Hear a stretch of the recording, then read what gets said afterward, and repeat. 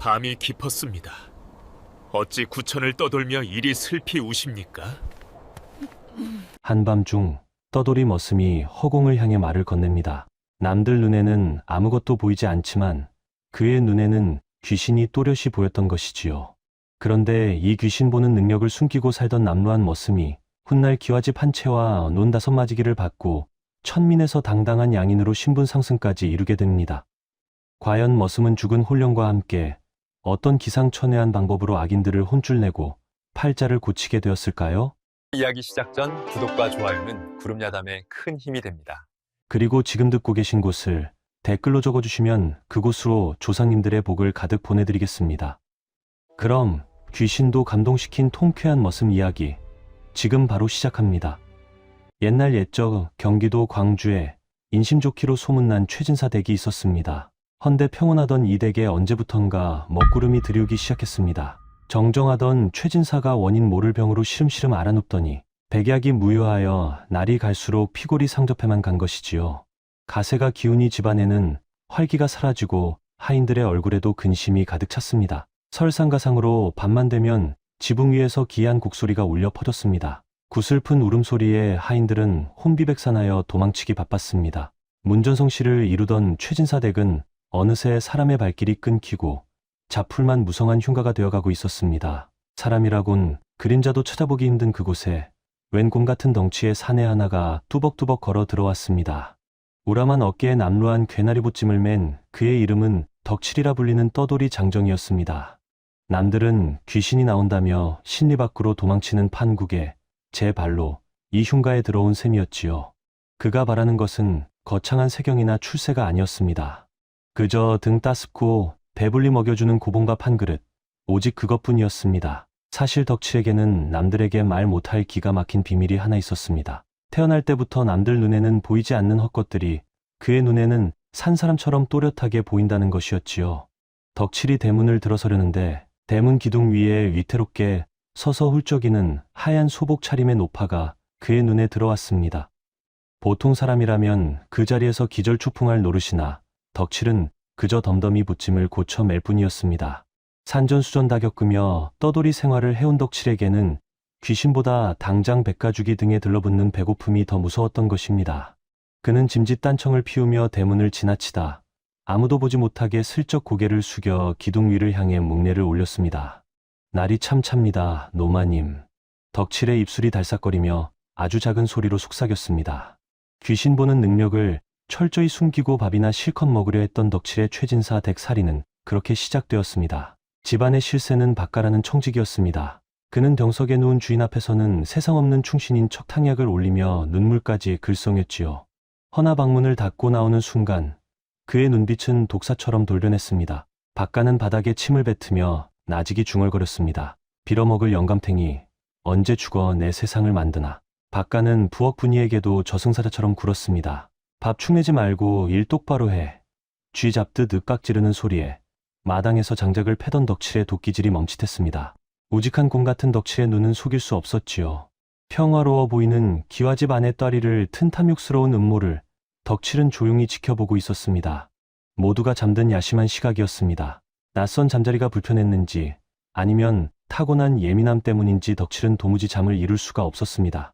뒤척이다 못한 그는 결국 찌뿌둥한 몸을 일으켜 마당으로 나섰습니다. 그때였습니다. 장독대 쪽에서 희미한 인기척이 느껴졌습니다. 사람의 것이라기엔 너무나 가볍고 짐승이라기엔 서늘한 기운이었지요. 덕칠이 무심코 고개를 돌린 곳에는 낮에 대문 기둥에서 보았던 그 노마님이 서 있었습니다. 덕칠은 애써 헛기침을 하며 모른 척 돌아서려 했습니다. 귀신과 말을 섞어봐야 좋을 게 하나 없다는 것을 누구보다 잘 알고 있었기 때문입니다. 이보게, 젊은이. 땅 밑에서 울려나오는 듯한 그 목소리가 덕칠의 발목을 잡았습니다. 내 자네가 남다르다는 것을 아네. 제발 늙은이 소원 하나만 들어주게나. 덕칠은 깊은 한숨을 내쉬며 천천히 몸을 돌렸습니다. 어둠 속에서도 노마님의 눈동자는 그 어떤 산사람보다도 간절하게 빛나고 있었습니다. 차마 그 애타는 모정을 외면할 수 없었던 덕칠은 주위를 살피고는 나직이 물었습니다. 노마님, 밤이 깊었습니다. 어찌 구천을 떠돌며 이리 슬피 우십니까? 덕칠의 물음에 노마님은 왈칵 눈물을 쏟으며 앙상한 가슴을 쥐어뜯었습니다. 그 모습이 어찌나 애처로운지 보는 이의 가슴이 저릿할 지경이었습니다. 내 불쌍한 아들 때문이라네. 저 흉악한 박가 놈이 내 아들 탕약에다 몹쓸 짓을 하고 있어.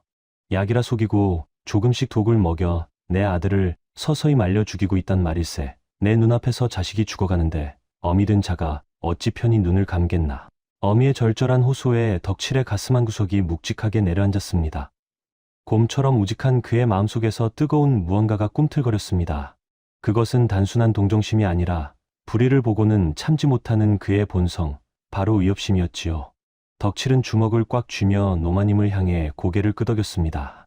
어둠 속에서 두 존재의 눈빛이 소리 없이 얽혔습니다. 그것은 산 자와 죽은 자가 맺은 기이하고도 슬픈 약조였습니다. 다음날 아침, 사랑채 마당에는 매캐한 약다리는 냄새가 진동했습니다. 청지기 박가는 부채질이 귀찮은지 연신 짜증을 내며 혀를 찼습니다.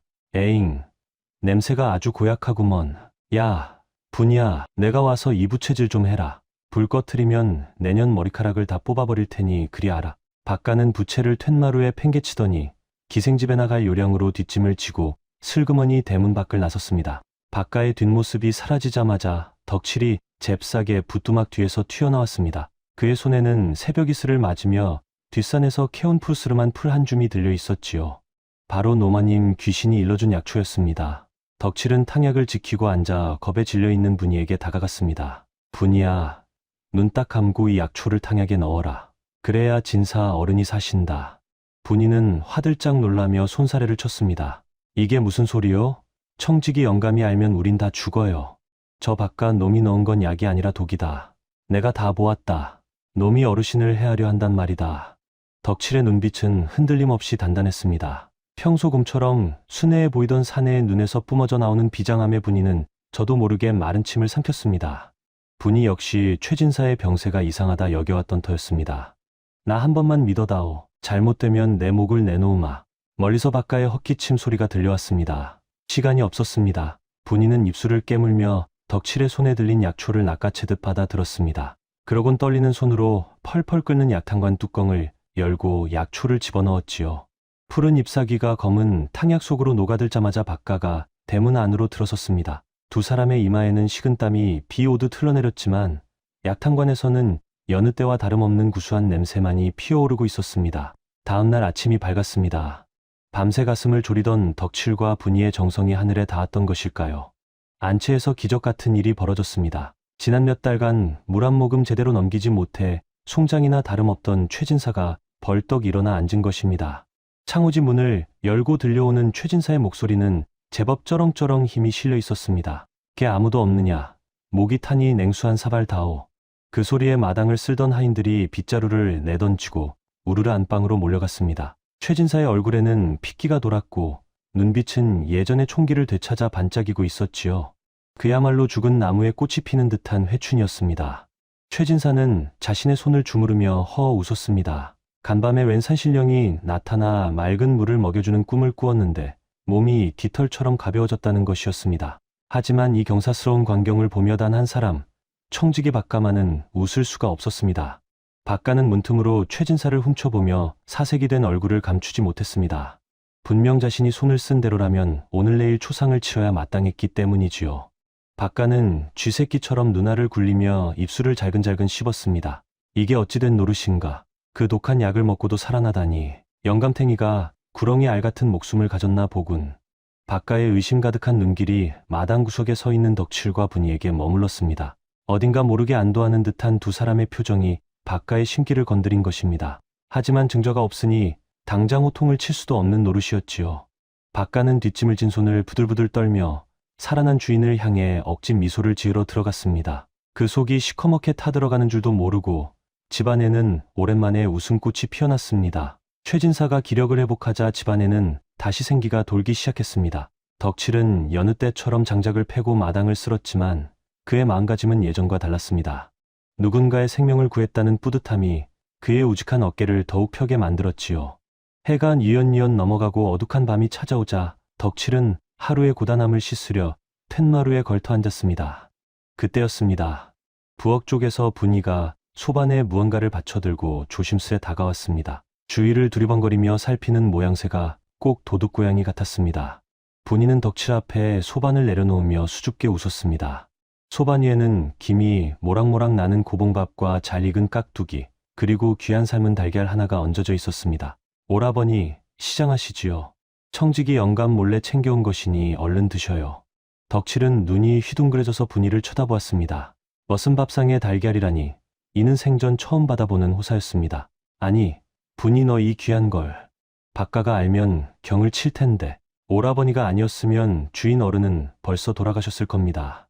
제 눈은 못 속여요. 오라버니가 참으로 대단한 일을 하셨습니다. 분이의 단단한 목소리에 덕칠의 가슴이 뭉클해졌습니다. 남들 눈에는 그저 밥 많이 먹는 미련한 머슴으로 보일지 몰라도 분이에게만은 영웅 대접을 받고 있었기 때문입니다. 덕칠은 코끝이 찡해져서 숟가락을 들었습니다. 달빛 아래서 나누는 밥 한 끼에 두 사람의 마음이 몽글몽글 피어올랐습니다. 말로 다 하지 않아도 알 수 있는 믿음, 그것은 풋풋한 연정의 시작이었습니다. 분이가 건넨 것은 단순한 밥상이 아니라 따뜻한 마음 그 자체였던 것입니다. 최진사가 병석을 털고 일어나자 덕칠의 눈에는 더 많은 것들이 보이기 시작했습니다. 노마님뿐만 아니라 이 터를 지켜온 다른 조상신들도 하나둘 모습을 드러낸 것이지요. 어느 날 뒤뜰 담벼락을 고치던 덕칠의 귓가에 노인의 헛기침 소리가 들려왔습니다. 바로 최진사의 증조부 되시는 어른이었습니다. 거기가 아닐세. 그 아래 물길이 막혀 집안의 재물이 썩고 있거늘 엄한 담벼락만 만지고 있구만. 덕칠은 아무도 없는 허공에 대고 꾸벅 허리를 숙이고는 노인이 가리키는 땅을 파헤치기 시작했습니다. 한참을 파내려 가자 검은 흙탕물이 콸콸 솟구치더니 이내 맑은 샘물이 되어 흐르는 게 아니겠습니까? 막혔던 수로가 뚫리자 집안을 감돌던 퀴퀴한 곰팡내도 싹 사라졌습니다. 그뿐만이 아니었습니다. 덕칠은 터주신이 일러주는 대로 뒤틀린 대들보를 바로잡고 아궁이의 방향을 고쳐 집안의 온기를 되살렸습니다. 덕칠의 손길이 닿는 곳마다 흉가 같던 집이 윤기가 흐르는 명당으로 변해갔습니다. 하인들은 덕칠이가 오고 나서 집안에 서광이 비친다며 입을 모아 칭송했지요. 하지만 이 모든 공을 자신의 것으로 돌리고 싶어 안달이 난 사람이 있었으니 바로 청직이 박가였습니다. 그는 집안이 잘 되는 것이 배가 아파 밤마다 끙끙 앓으면서도 덕칠을 내쫓을 구실을 찾느라 혈안이 되어 있었습니다. 가을바람이 스산하게 불어오던 어느 날 밤이었습니다. 박가는 자신의 입지가 점점 좁아지는 것을 느끼고는 무서운 음모를 꾸몄습니다. 최진사가 덕칠을 신임하는 꼴을 더는 두고 볼 수 없었던 것입니다. 박가는 모두가 잠든 틈을 타 안방에 몰래 들어갔습니다. 그러곤 장롱 깊숙이 보관된 비단쌈지와 금가락지를 훔쳐내 곧장 행랑채로 향했습니다. 덕칠이 코를 골며 자고 있는 방 안, 박가는 소름 끼치는 미소를 지으며 덕칠의 낡은 괴나리 보찜 속에 훔친 물건들을 깊숙이 찔러 넣었습니다. 내 놈이 아무리 날고 기어도 도둑 누명을 쓰면 살아남지 못할 게다. 어디 한번 맛 좀 보거라. 다음날 아침 집안이 발칵 뒤집혔습니다. 안방마님의 폐물이 사라졌다는 소식에 하인들이 마당에 집합했습니다. 박가는 기다렸다는 듯이 눈을 부라리며 덕칠을 손가락질했습니다. 요즘 굴러들어온 돌이 하나 있지. 내 그놈 눈빛이 흉흉하다 싶었다. 여봐라. 저 놈의 짐부터 뒤져보거라. 영문을 모르는 덕칠이 눈을 껌벅이는 사이 하인들이 그의 보찜을 바닥에 쏟았습니다. 그러자 그 속에서 번쩍이는 금가락지와 비단 쌈지가 툭 하고 떨어지는 게 아니겠습니까? 순식간에 덕칠을 보는 사람들의 눈빛이 경멸로 바뀌었고 박가는 회심의 미소를 지었습니다. 이런 대음망덕한 놈을 보았나? 주인 어른이 거두어 주었거늘 감히 도둑질을 해? 박가는 관아에 고할 것도 없다며 당장 멍석을 말라고 호통쳤습니다. 건장한 하인들이 달려들어 덕칠을 거적에 둘둘 말았고 박가는 몽둥이를 들고 춤을 추듯 날뛰었습니다. 아니옵니다. 저는 결코 손대지 않았습니다. 덕칠이 억울함을 토해냈지만 그의 목소리는 둔탁한 몽둥이질 소리에 묻혀버리고 말았습니다. 퍽, 퍽. 뼈가 부러질 듯한 고통이 덕칠의 온몸을 파고들었습니다. 이를 지켜보던 분이는 발을 동동 구르며 울음을 터뜨렸지만 서슬퍼런 박가의 기세에 눌려 감이 나서지 못하고 있었습니다. 덕칠의 의식이 가물가물해지던 바로 그 순간이었습니다. 이놈들. 지붕 위에서 천지를 뒤흔드는 듯한 분노의 비명소리가 터져 나왔습니다. 물론 사람들 귀에는 들리지 않았지만 덕칠의 눈에는 또렷이 보였습니다. 노마님 귀신이 도깨비불 같은 눈으로 박가를 노려보고 있었던 것입니다. 노마님이 하늘을 향해 긴 팔을 뻗으며 절규하자 맑았던 가을 하늘에 먹구름이 순식간에 몰려들었습니다. 마른 하늘에 날벼락이 떨어지며 집안의 기왓장이 와장창 깨져나갔습니다. 갑작스러운 천둥 소리에 놀란 박가가 몽둥이를 놓치고 엉덩방아를 찧었습니다. 사람들은 하늘이 노했다며 머리를 감싸 쥐고 엎드렸지요. 흙먼지가 자욱한 마당, 멍석 속에 갇힌 덕칠만이 이 모든 것이 조상님의 분노임을 알고 있었습니다. 하늘이 쪼개질 듯한 천둥 소리에 놀라 안채 방문이 벌컥 열렸습니다. 사람들 사이로 병색이 완연히 가신 최진사가 지팡이를 짚고 위험 있게 걸어 나왔습니다. 그의 눈빛은 서슬퍼런 박가의 기세마저 단숨에 꺾어버릴 만큼 매서웠습니다. 대체 이게 무슨 소란이냐? 하늘이 노하여 벼락을 내리는데 내 놈들은 겁도 없느냐? 최진사의 호령에 박가는 화들짝 놀라 엉덩방아를 찧은 채로 납작 엎드렸습니다. 그러고는 억울하다는 듯 쥐어짜는 목소리로 고해바쳤지요. 나으리, 저놈이 안방마님의 폐물을 훔쳤습니다요. 제 놈 보찜에서 증좌가 쏟아져 나왔는데도 오리발을 내밀기에 제가 집안 법도를 바로 세우고자. 닥쳐라. 최진사의 불호령이 다시 한번 마당을 울렸습니다. 그는 멍석에 말려 신음하고 있는 덕칠을 물끄러미 내려다보았습니다. 비록 몰골은 말이 아니었으나 흙투성이가 된 덕칠의 눈빛만은 여전히 맑고 흔들림이 없었습니다. 최진사는 지난밤 자신이 사경을 헤맬 때 꿈속에서 보았던 어머니의 따뜻한 손길과 겹쳐지는 어떤 기운을 덕칠에게서 느꼈던 것입니다. 아직 죄가 명백히 밝혀진 것이 아니다. 내 병세가 호전된 것도 어쩌면 이 아이가 들어온 덕일지도 모르느니 섣불리 매질하여 사람을 잡을 수는 없다. 하오나 나으리, 도둑놈을 그냥 두시면 내 말이 들리지 않느냐. 일단 저 아이를 광에 가두거라. 내 몸이 성해지면 직접 시시비비를 가릴 것이니 그때까지 털끝 하나 건드리지 마라. 주인의 단호한 명령에 박가는 분을 사기며 입술을 깨물었습니다. 하인들은 서둘러 덕칠을 끌고 뒤뜰 낡은 광으로 향했습니다. 박가는 덕칠이 끌려가는 뒷모습을 노려보며 오늘 밤 안에 반드시 후환을 없애버리리라 다짐하고 있었습니다. 빛 한 점 들지 않는 캄캄한 광 안, 차가운 바닥에 내동댕이 쳐진 덕칠은 온몸이 부서지는 듯한 고통에 신음했습니다. 매질당한 등허리가 불에 데인 듯 화끈거렸고 입안에서는 비릿한 피맛이 맴돌았습니다. 억울해서 이대로는 못 죽지. 덕칠이 간신히 몸을 일으켜 앉으려 할 때였습니다. 굳게 닫힌 광문 틈으로 서늘한 바람이 스며들더니 허공에서 희미한 빗무리가 피어올랐습니다. 바로 노마님 귀신이었습니다. 하지만 평소에 온화하던 모습은 온데간데 없고 헝클어진 머리에 피눈물을 흘리는 참혹한 모습이었지요. 자신의 집안에서 죄 없는 이가 피를 흘리는 것을 본 조상의 슬픔이 형상화된 것이었습니다. 미안하다. 참으로 미안하다. 못난 조상 탓에 너가 이 고초를 겪는구나. 노마님은 덕칠의 찢어진 옷자락을 어루만지며 오열했습니다. 덕칠은 고통을 참으며 애써 미소를 지어 보였습니다. 노마님 탓이 아닙니다. 다 저 박가 놈이 악독한 탓이지요. 허나 이대로 당하고만 있을 수는 없습니다. 놈의 죄를 밝힐 방법이 없겠습니까? 덕칠의 물음에 노마님은 눈물을 훔치며 고개를 끄덕였습니다. 그러고는 덕칠의 귀에 대고 아주 은밀하고도 중요한 비밀을 속삭였습니다. 박가 놈이 제 목숨처럼 아끼는 물건이 하나 있다. 놈이 지난 10년간 수상료를 빼돌리고 내 아들의 재산을 가로챈 내역을 적어둔 치부책이란 게야. 놈이 그것을 안방 문지방 밑을 파서 숨겨두었다. 땅 문서와 함께 말이다. 치부책, 문지방 밑. 덕칠의 눈이 어둠 속에서 번뜩였습니다. 그것만 있다면 박가의 숨통을 끊어놓고도 남을 결정적인 증거였습니다. 하지만 갇혀있는 몸으로 그것을 어찌 찾아낼 수 있을까요? 덕칠의 고민이 깊어질 무렵 밖에서 조심스러운 발자국 소리가 들려왔습니다. 오라버니, 덕칠 오라버니. 창살 틈으로 들려오는 목소리는 가늘게 떨리고 있었습니다. 분이었습니다. 그녀는 박가의 눈을 피해 부엌에서 주먹밥 한 덩이와 물 한 표주박을 들고 온 것입니다. 덕칠이 힘겹게 창살 쪽으로 기어가자 달빛에 비친 분이의 얼굴은 눈물범벅이 되어 있었습니다. 오라버니, 몸은 좀 어떠셔요? 제가 해줄 수 있는 게 아무것도 없어서. 분이는 흐느끼며 창살 사이로 개떡을 밀어 넣었습니다. 덕칠은 분이의 손을 덥석 잡았습니다. 거칠고 투박한 손이었지만 그 온기만큼은 세상 무엇보다 따뜻했지요. 분이야, 울지 마라. 난 괜찮다. 그보다 내 말 잘 들어라. 시간이 없다. 덕칠은 주위를 한번 살피고는 분이의 손바닥을 자신의 쪽으로 끌어당겼습니다. 말로 하면 새 나갈까 염려되어 손가락으로 분이의 손바닥에 글씨를 쓰기 시작했습니다. 안방 문지방 미. 분이는 덕칠의 손가락이 움직일 때마다 숨을 죽이고 집중했습니다. 덕칠은 다시 한번 꾹꾹 눌렀었습니다. 치부채. 마지막 글자를 다 쓰자 분이의 눈이 휘둥그레졌습니다. 그녀는 영민한 여인이었습니다. 덕칠이 무엇을 말하는지, 자신이 무엇을 해야 하는지 단박에 알아차린 것이지요. 분이는 입술을 앙다물고 고개를 끄덕였습니다. 그녀의 눈망울에 두려움 대신 결연한 의지가 차올랐습니다. 알겠습니다, 오라버니. 무슨 일이 있어도 찾아내겠습니다. 짧은 눈빛 교환을 끝으로 분이는 어둠 속으로 사라졌습니다.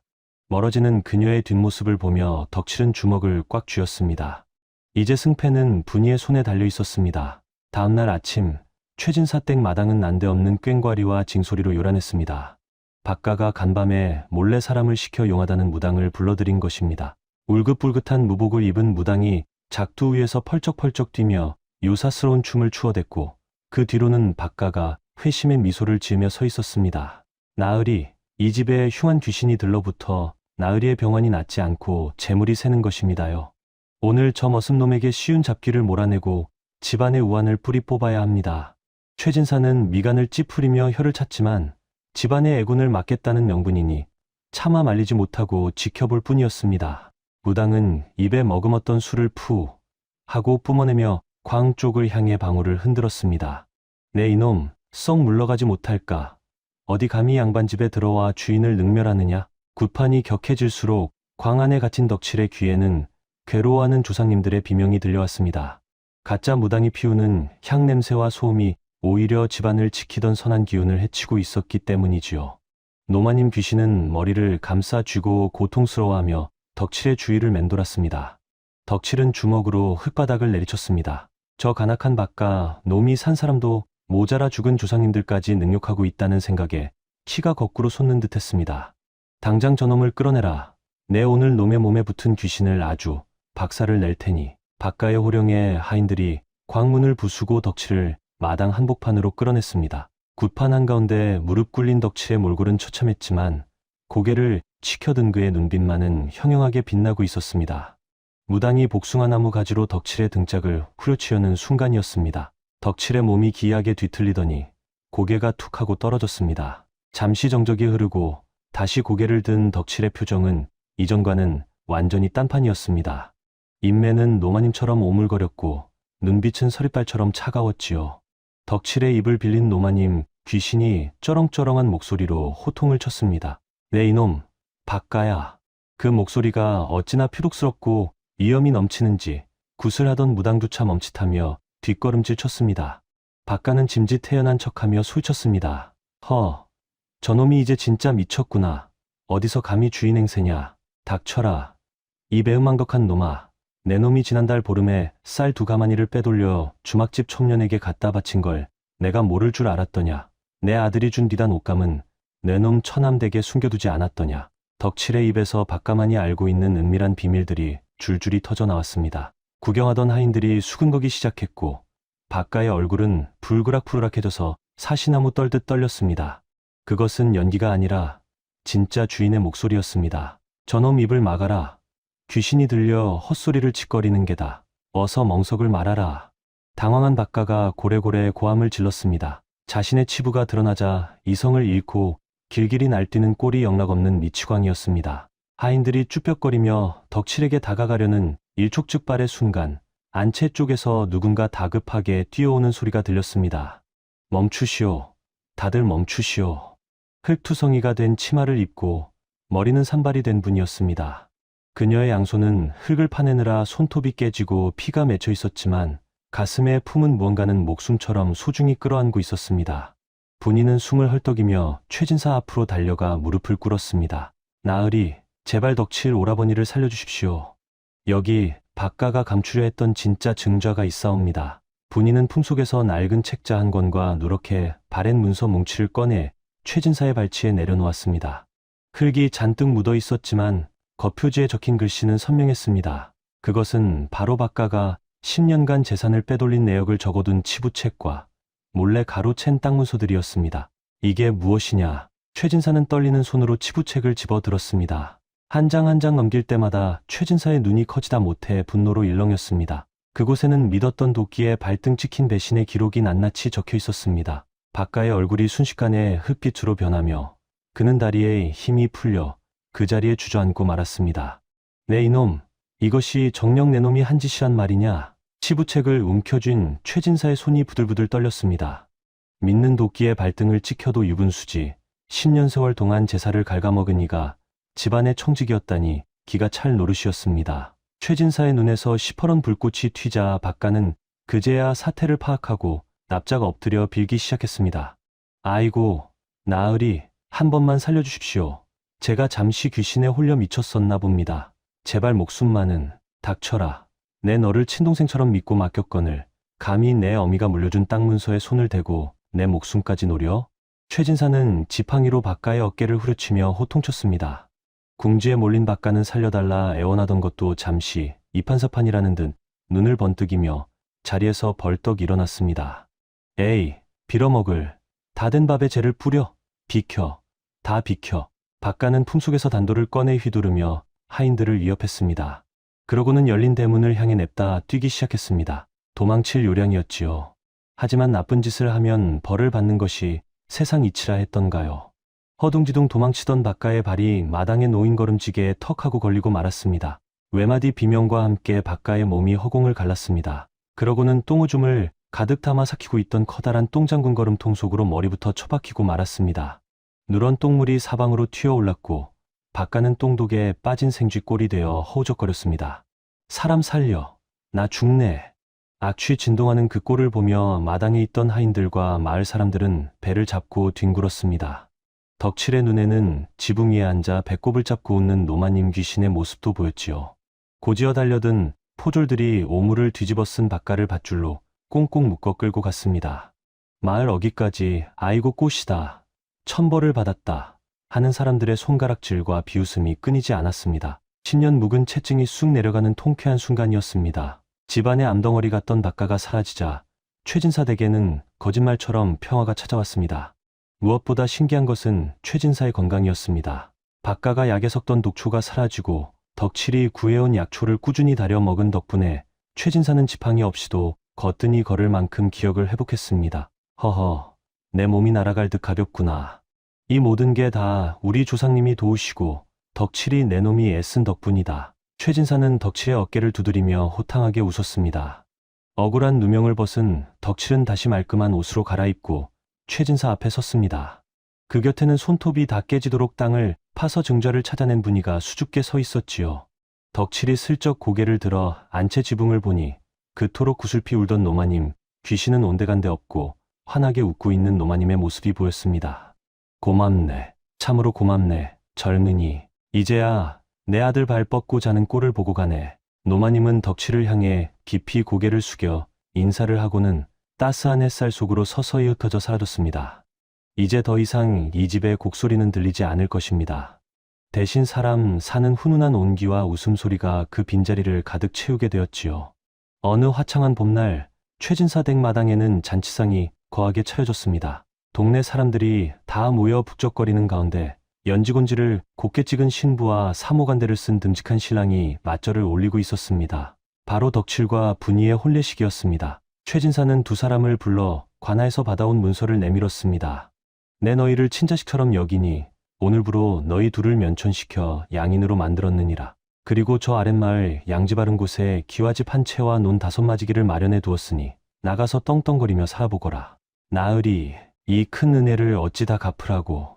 덕칠과 분이는 감격에 겨워 눈물을 훔치며 큰절을 올렸습니다. 신분 상승에 내 집 마련까지 그야말로 인생 역전이 아닐 수 없었습니다. 평생 남의 집 살이만 할 줄 알았던 두 사람에게 찾아온 봄날 같은 축복이었지요. 하객들은 국수를 나눠 먹으며 두 사람의 앞날을 축복해 주었고 덕칠은 분이의 손을 꼭 잡으며 다짐했습니다. 검은 머리 파뿌리 될 때까지 이 고마운 여인을 평생 아끼고 사랑하겠노라고 말이지요. 세월이 흘러 덕칠과 분이는 마을에서 소문난 인꼬부부이자 알부자가 되었습니다. 슬하의 토끼 같은 자식 둘을 낳고 최진사를 친부모처럼 모시며 오순도순 살았지요. 덕칠은 부자가 된 뒤에도 교만하지 않고 어려운 이웃을 도우며 살았습니다. 그리고 아무리 바빠도 제삿날이 아닌 날조차 밥상을 하나 더 차려 툇마루에 내놓곤 했습니다. 노마님, 오늘은 찰떡이 아주 잘 됐습니다. 약주 한잔 하시고 가시지요.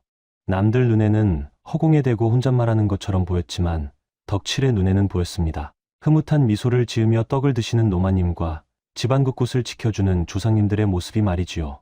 덕칠은 깨달았습니다. 조상님은 저 차가운 묘자리에만 계신 것이 아니라 착하게 살아가는 자손들의 곁에 항상 머물며 복을 빌어주신다는 사실을 말입니다. 은혜를 원수로 갚은 박가는 비참한 최후를 맞았지만 진심으로 사람을 대하고 의리를 지킨 덕칠은 귀신마저 감동시켜 큰 복을 받았습니다. 착한 사람은 복을 받고 악한 사람은 벌을 받는다는 권선징악. 그것은 예나 지금이나 변치 않는 세상의 이치가 아닐까 합니다. 먼 옛날 귀신 보는 머슴 덕칠의 이야기는 여기까지입니다. 다음 영상을 빠르게 만나보시려면 좋아요와 구독을 눌러주세요. 그럼 더 재미있는 영상으로 찾아뵙겠습니다. 모두 행복한 하루 보내세요.